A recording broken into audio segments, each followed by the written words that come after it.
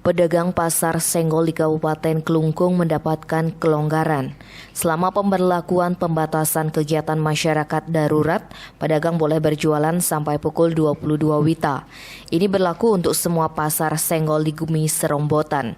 Hal tersebut disampaikan Bupati Klungkung Inyoman Suwirte saat memantau pelaksanaan PPKM darurat Sabtu 3 Juli malam. Suwirte menegaskan meski ada kelonggaran, ada rambu-rambu yang harus dipatuhi pedagang di pasar Senggol. Di antaranya pembeli tidak diizinkan makan di lokasi. Makanan harus dibungkus untuk dibawa pulang untuk menghindari timbulnya keramaian. Karena itu pedagang dilarang menyediakan tempat duduk untuk pengunjung. Bupati asal Ceningan Desa Lembongan Kecamatan Nusa Penida ini berharap masyarakat mematuhi semua instruksi selama PPKM darurat 3 hingga 20 Juli 2021 sehingga kasus COVID-19 bisa turun dan PPKM darurat tidak diperpanjang lagi. Tim Bali Express melaporkan.